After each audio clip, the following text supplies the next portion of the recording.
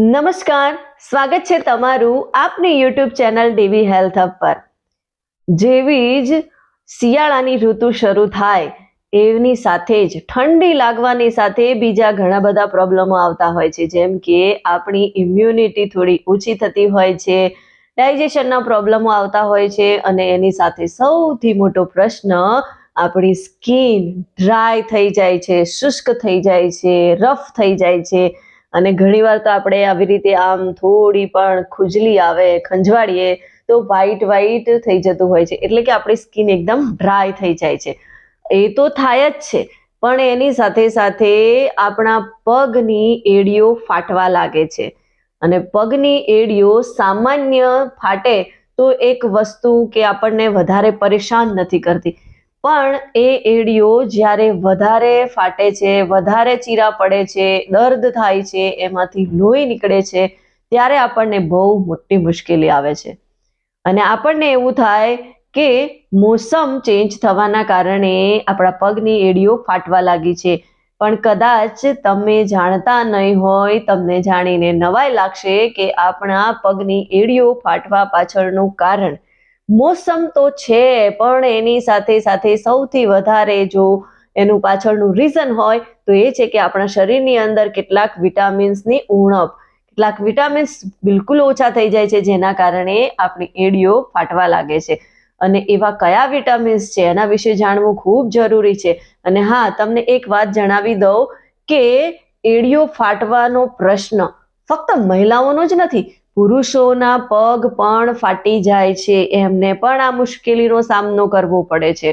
અને આ પ્રોબ્લેમ આવવા પાછળનું રીઝન આપણા શરીરની અંદર એવા કેટલાક વિટામિન્સ, મિનરલ છે કે જે ઓછા થઈ જાય છે, જેના કારણે આપણી સ્કિન જે છે એ શુષ્ક થવા લાગે છે, રુષ્ક થઈ જાય છે અને ફાટી જાય છે, સ્કિન આપણી પતલી થઈ જતી હોય છે। તો એવા કયા વિટામિન્સ છે એ જાણવા ખૂબ જરૂરી છે, તો ચાલો આપણે એ વિટામિન્સ વિશે વાત કરીએ। આપણા શરીરની અંદર વિટામિન B3 યાની કે નાઇસિન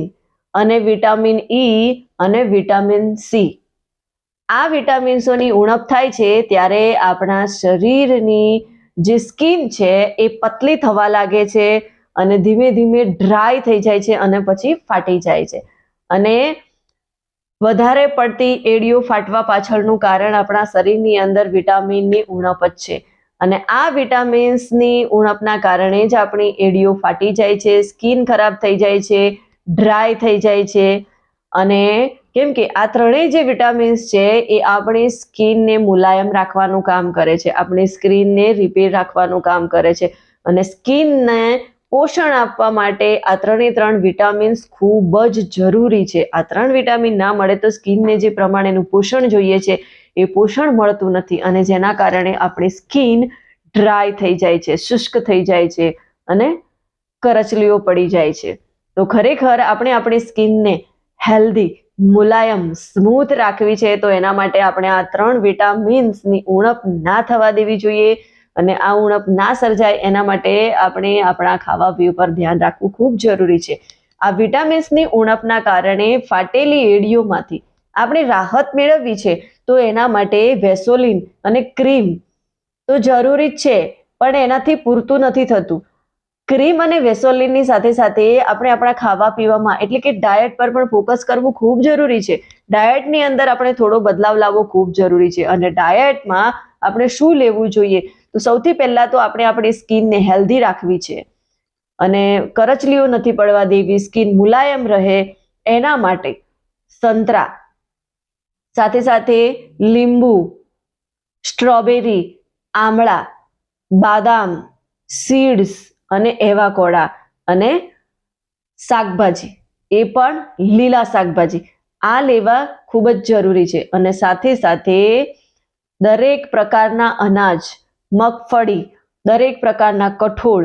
આ બધી વસ્તુઓનો આપણે ઉપયોગ કરવો જોઈએ અને આ બધી વસ્તુઓ આપણા સ્કિનને પ્રોપર પોષણ આપવા માટે હેલ્પરૂપ થાય છે,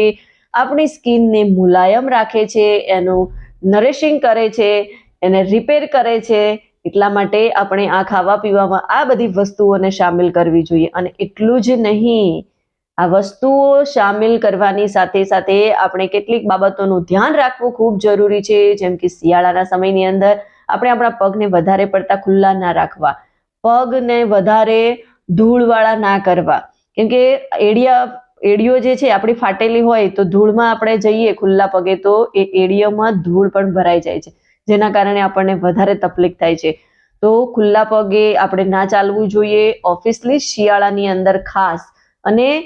ખુલ્લા પગે ના ચાલવાનું રીઝન એક જ છે કે આપણની એડીઓ ફાટી ગઈ છે, તો બાકી તો ખુલ્લા પગે ચાલવું એ હેલ્થ માટે ખૂબ જ સારું છે. પણ આપણી એડીઓ ફાટી ગયેલી હોય એવા સમયે આપણે ધૂળમાં ડસ્ટમાં વધારે ના જવું જોઈએ અને એના માટે આપણે સ્કિન કેર ફોલો કરવી જોઈએ. અને એના માટે સૌથી બેસ્ટ આઈડિયાઝ એ છે કે સાંજે સૂઈ જતી વખતે આપણે ગરમ પાણીની અંદર આપણા પગને 5-10 મિનિટ સુધી પલાળીને રાખવા, અંદર ડુબાડીને રાખવા, પછી એકદમ સરસ રફ કપડું જે હોય છે, મતલબ થોડું રફ હોય એવા કપડાથી આપણે લૂછી કાઢવા, અંદરથી બધું ક્લીન કરી દેવું, કચરો જો ડસ્ટ કદાચ આપણી જે તિરાડો પડી ગઈ છે એમાં હોય તો એને સાફ કરવું. પછી તમે પેટ્રોલિયમ જેલી અથવા તો જે પણ તમે ક્રીમ ફાવતી હોય એ ક્રીમ લગાવી શકો છો. અને એ પ્રમાણે તમારે સ્કિન કેર રૂટીનને ફોલો કરવું જોઈએ, જેથી તમારી સ્કિન ક્લીન થશે ને અંદરથી રિપેરિંગ થશે. એટલે બહારથી તમને આ પ્રમાણેનું તમે એનું ધ્યાન રાખશો તો તમને નરિશમેન્ટ મળવાનું છે, પણ અંદરના નરિશમેન્ટ માટે તમારે ખાવા પીવા પર ફોકસ કરવું ખૂબ જરૂરી છે. વિડીયો ગમ્યો હોય તો એને વધારેમાં વધારે લોકો સુધી શેર કરો અને મારી આ ચેનલને સબસ્ક્રાઇબ કરો. મળીશું નવા વિડીયો સાથે. ત્યાં સુધી કુછ કર દિખાઓ એસા કે લોગ બનના ચાહે આપકે જૈસા.